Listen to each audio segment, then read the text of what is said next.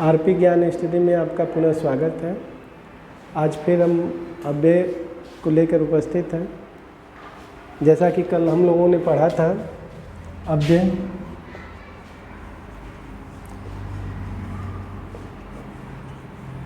या अविकारी शब्द, अव्यय या अविकारी शब्द को कल हम लोगों ने पढ़ा था। इसके अर्थ को जाना, इसकी परिभाषा को जाना, इसके भेद थे चार इसके भेद थे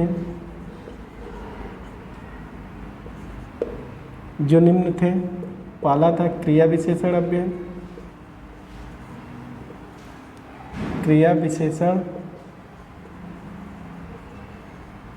अव्यय। दूसरा था संबंध बोधक अव्यय,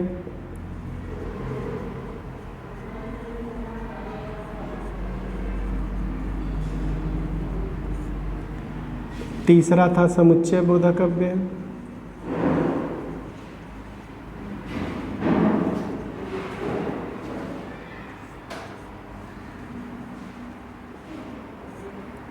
चौथा था विस्मयादि बोधक अव्यय।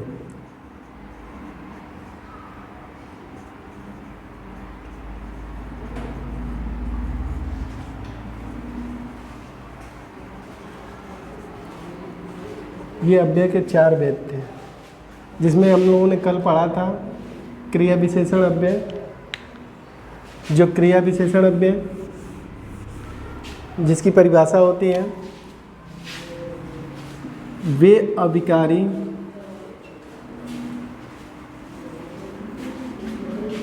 या अव्यय शब्द जो क्रिया की विशेषता बतलाए।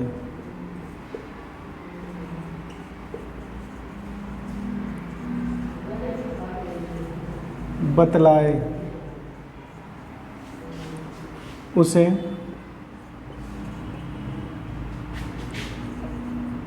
क्रिया विशेषण अव्यय कहते हैं।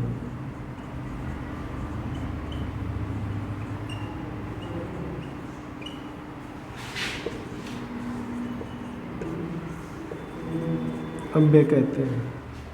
जैसे हम लोगों ने कल देखा था, राम तेज दौड़ता है, जिसमें दौड़ता आपकी क्रिया है और तेज आपका क्या है, क्रिया विशेषण अव्यय है। क्रिया विशेषण अव्यय है। इसमें क्रिया विशेषण अव्यय के 4 भेद होते हैं। क्रिया विशेषण अव्यय के 4 भेद होते हैं।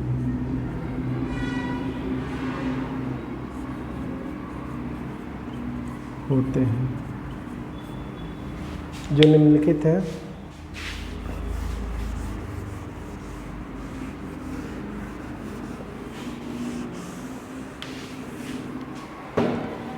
पहला आपका इसमें होता है कालवाचक क्रिया विशेषण।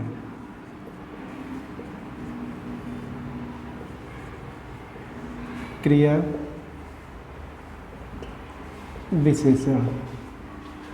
दूसरा होता है स्थानवाचक क्रिया विशेषण।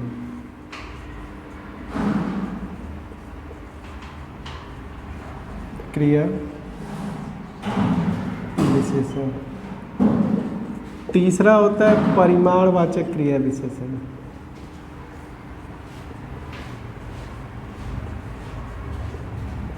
क्रिया विशेषण। चौथा होता है आपका रीतिवाचक क्रिया विशेषण।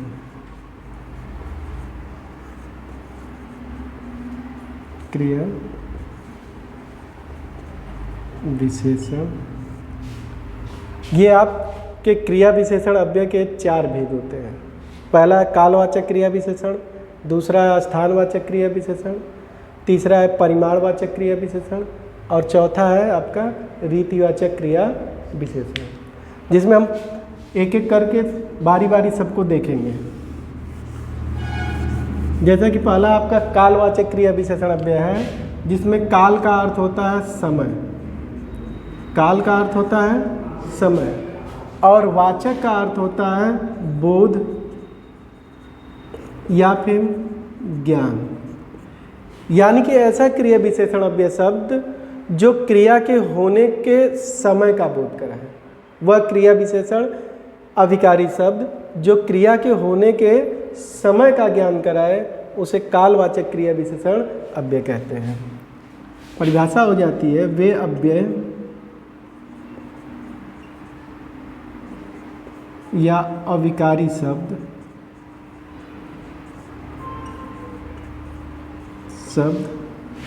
जो क्रिया के होने के समय का बोध कराए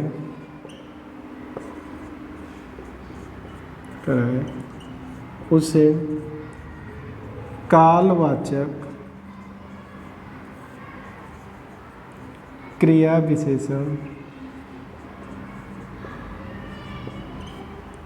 अव्यय कहते हैं। उसे कालवाचक क्रिया विशेषण अव्यय कहते हैं। जैसे इसके उदाहरण होते हैं अब, कब, जब, तब, ज्यों, त्यों, ऐसे इसके शब्द होते हैं। जैसे आप कब आएंगे, आप कब आएंगे, तो यहाँ आना आपकी क्या है, क्रिया है। आना आपकी क्या है, क्रिया है। और इस आने का समय पूछा जा रहा है कि कब आएंगे, तो ये कब जो है कालवाचक क्रिया विशेषण अव्यय शब्द है। क्रिया विशेषण शब्द है। इसी तरह और भी उदाहरण होते हैं, तुम तत्काल आओ, तुम तत्काल आओ। यहाँ पर फिर आना क्रिया है। आना क्या है, आपकी क्रिया है, और ये उसका समय बता रहा है कि तत्काल अर्थात तुरंत। तुरंत जो है समय का बोधक है, इसलिए ये भी क्या है आपका कालवाचक क्रिया विशेषण। कालवाचक क्रिया विशेषण। तो ये तो आपका पहला कालवाचक क्रिया विशेषण हो गया। दूसरा आपका होता है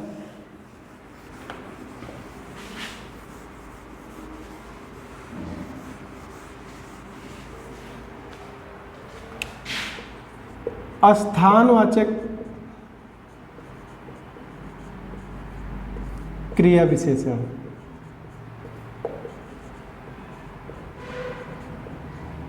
स्थानवाचक क्रिया विशेषण, यहाँ पर स्थान यानी कि जिसको हम जगह कहते हैं वो होगा, और अर्थ, और इसका अर्थ होता है बोधक, वही पहले वाला ही बोधक।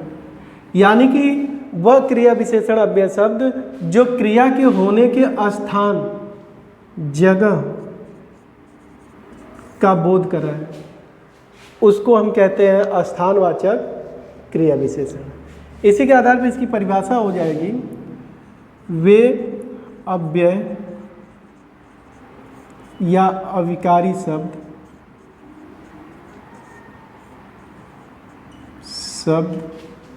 जो क्रिया के होने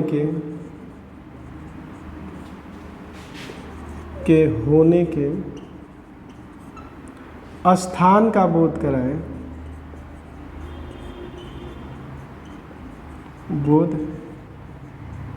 कराए, उसे स्थानवाचक क्रिया विशेषण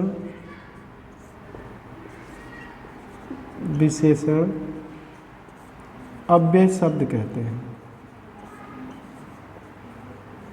शब्द कहते हैं। जैसे इसका उदाहरण है,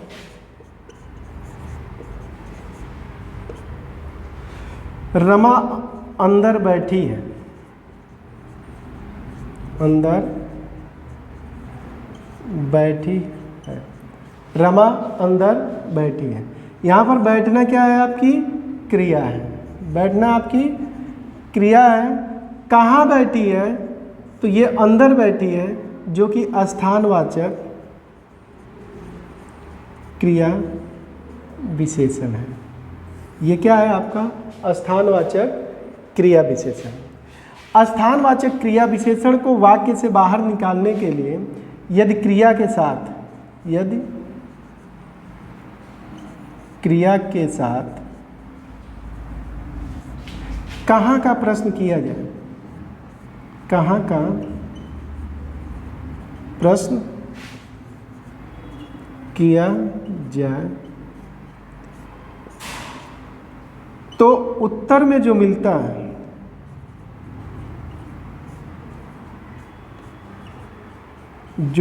है वह स्थानवाचक क्रिया विशेषण होता है।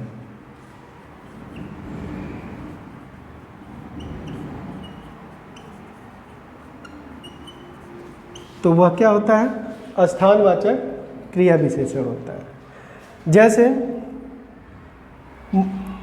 मोहन वहाँ पढ़ रहा है, मोहन वहाँ पढ़ रहा है। पढ़ना आपकी क्रिया है। यदि इससे हम प्रश्न कर लें, कहाँ पढ़ रहा है, कहाँ पढ़ रहा है, तो आपका उत्तर मिलेगा वहाँ पढ़ रहा है। और ये वहाँ क्या है? स्थानवाचक क्रिया विशेषण। तो वहाँ क्या है आपका? स्थानवाचक क्रिया विशेषण। तीसरा आपका इसमें है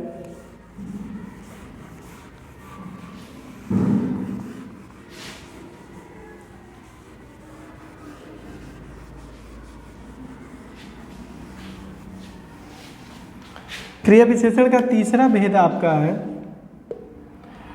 परिमाणवाचक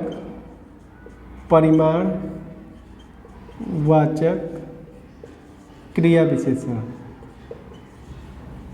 परिमाणवाचक क्रिया विशेषण तीसरा जो होगा आपका परिमाणवाचक क्रिया विशेषण होगा, जिसमें परिमाण का अर्थ होता है मात्रा। परिमाण का अर्थ होता है मात्रा। यदि कोई अव्यय या अविकारी शब्द क्रिया की मात्रा का बोध कराए, तो उसे परिमाणवाचक क्रिया विशेषण अव्यय कहते हैं। तो इस हिसाब से इसकी परिभाषा हो जाती है, वे अव्यय या अविकारी शब्द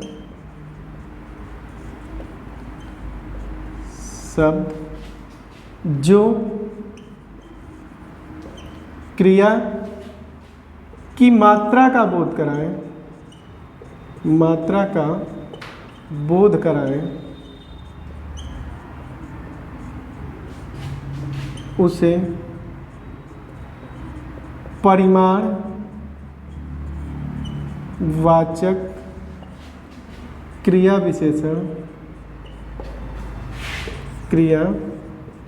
विशेषण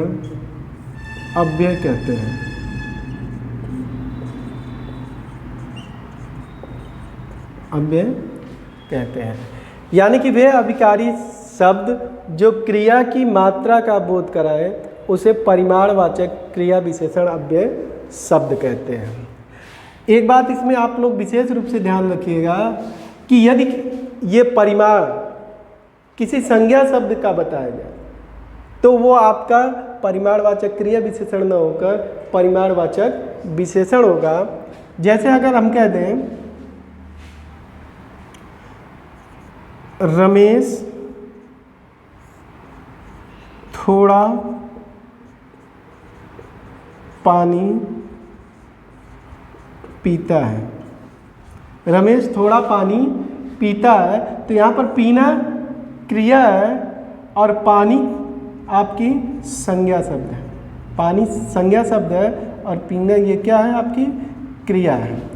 तो ये थोड़ा शब्द जो है इस पानी के लिए प्रयोग में है, इसलिए ये क्या है, परिमाणवाचक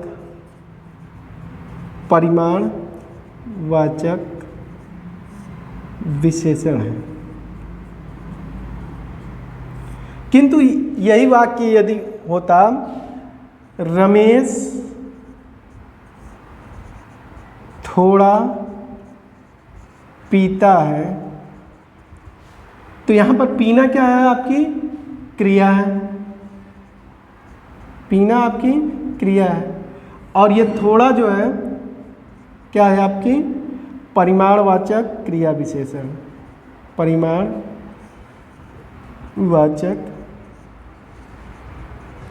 क्रिया विशेषण, यानी कि जब क्रिया की मापतौल मात्रा का बोध कराया जाए तो वो होता है परिमाणवाचक क्रिया विशेषण। लेकिन यदि संज्ञा के मापतौल का बोध कराया जाए तो वो होता है परिमाणवाचक विशेषण। नोट में यदि हम करें विशेष बात याद करने के लिए कि यदि क्रिया के साथ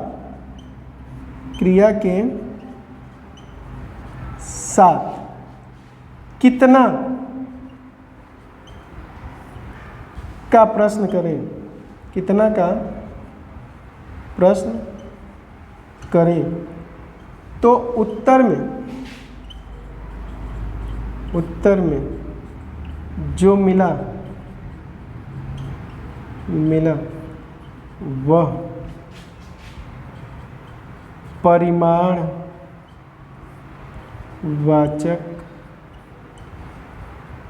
क्रिया विशेषण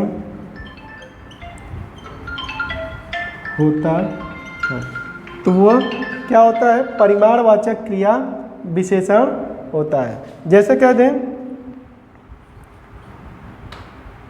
रमा बहुत बोलती है। रमा बहुत बोलती है, यानी कि बोलना आपकी क्रिया है। ऐसे प्रश्न कर लिया जाए कितना बोलती है, तो उत्तर में आपको मिलेगा बहुत बोलती है।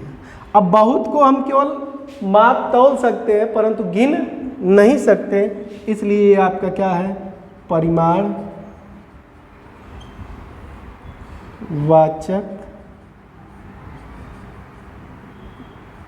क्रिया विशेषण। ठीक, अगला क्रिया विशेषण का भेद है आपका चौथा, रीतिवाचक क्रिया विशेषण।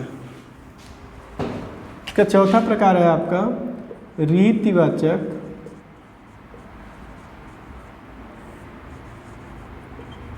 क्रिया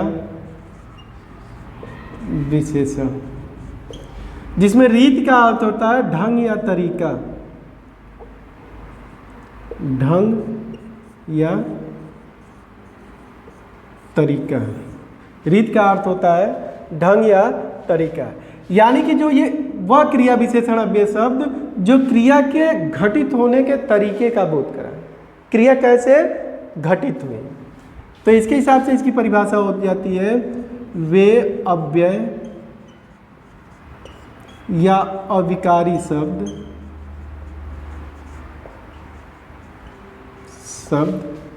जो क्रिया के होने के तरीके का बोध कराए, तरीके या ढंग का बोध कराए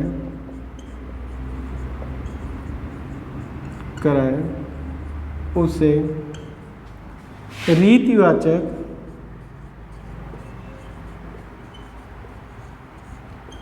क्रिया विशेषण कहते हैं। कहते हैं।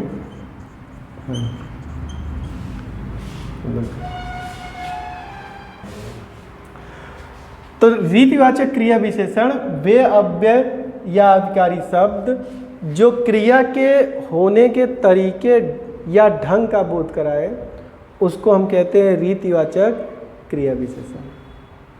यानी कि यदि हम यहाँ पर यदि क्रिया से प्रश्न करें कैसे, तो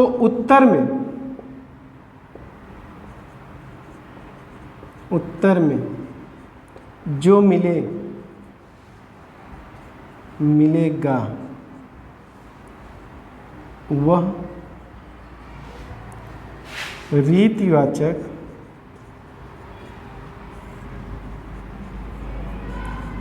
क्रिया विशेषण होगा।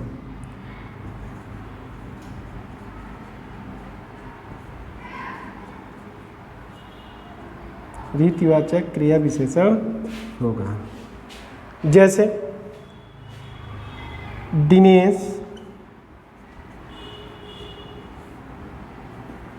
धीरे बोलता है।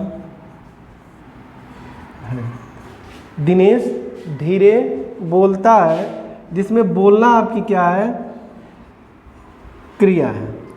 और इसमें कैसे जोड़ दिया जाए कि कैसे बोलता है, तो उत्तर आपको मिलेगा धीरे बोलता है, जो कि आपका रीतिवाचक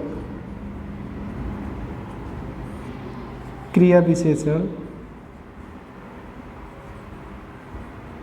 विशेषण होगा। ये आपका क्या होगा, तो रीतिवाचक क्रिया विशेषण होगा। और भी इसके उदाहरण होंगे कि मनोज अचानक बैठ गया। अचानक बैठ गया, इसमें बैठ गया भी आपकी क्या है, तो ये आपकी क्रिया है। और इससे हम कैसे जोड़ लें, कैसे बैठ गया, तो अचानक बैठ गया, तो ये अचानक आपकी क्या है, रीतिवाचक क्रिया विशेषण है। तो ये आपके हो गए क्रिया विशेषण के 4 भेद: कालवाचक क्रिया विशेषण, स्थानवाचक क्रिया विशेषण, परिमाणवाचक क्रिया विशेषण और रीतिवाचक क्रिया विशेषण। इसके बाद अव्यय का दूसरा भेद जो होता है,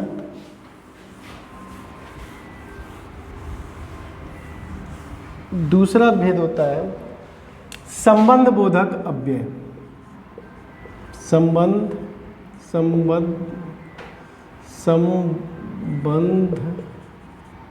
बोधक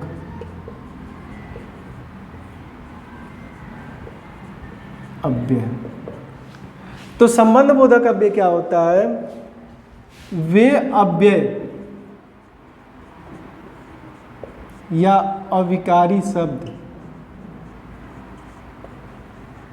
वे अव्यय या अविकारी शब्द जो संज्ञा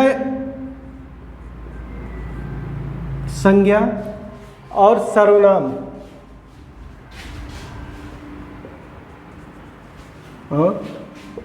सर्वनाम का संबंध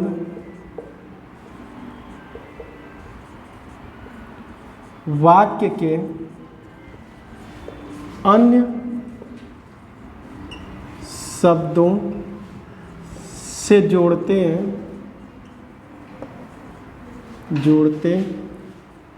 हैं, उसे संबंध बोधक अव्यय कहते हैं।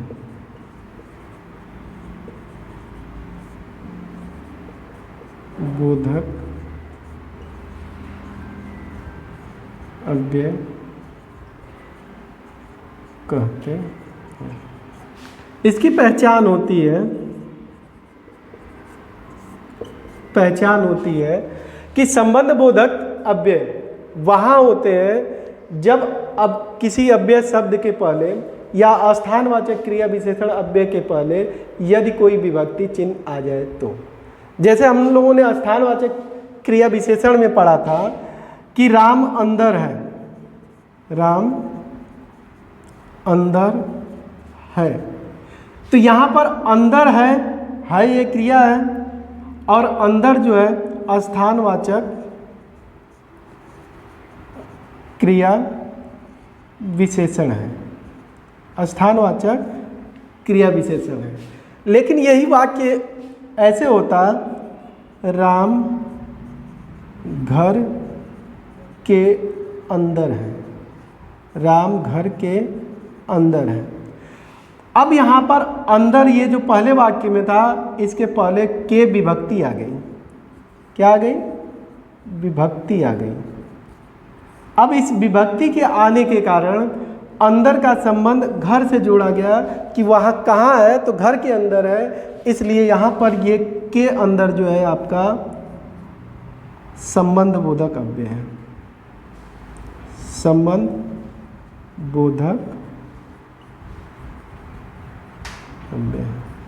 तो हर वाक्यों में यदि कहीं ऐसे विभक्ति चिन्ह लग जाए किसी अव्यय के पहले, विशेष रूप से स्थानवाचक क्रिया विशेषण अव्यय के पहले, तो वो आपका संबंध बोधक क्रिया विशेषण अव्यय होता है। जैसे घर के अंदर, के दाएं, के बाएं, के आगे, के पीछे, के ऊपर, के नीचे, के अंदर, के बाहर, ऐसा कहीं भी देखने को मिलता है तो वहाँ पर आपका संबंध बोधक अव्यय होता है।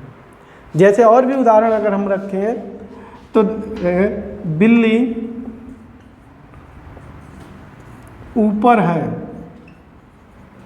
ऊपर है, तो ऊपर आपका क्या है? क्रिया विशेषण है, क्रिया विशेषण, वो भी स्थानवाचक, स्थानवाचक क्रिया विशेषण है। लेकिन यदि यही वाक्य होता, इसी वाक्य को ऐसे कर दिया जाता, बिल्ली छत के ऊपर है, ऊपर है, तो यहाँ पर ऊपर जो होगा आपका संबंध बोधक अव्यय होगा, बोधक अव्यय होगा, क्योंकि यहाँ पर ऊपर के पहले के विभक्ति आने के कारण ये आपका संबंध बोधक अव्यय होगा। अगला आपका होगा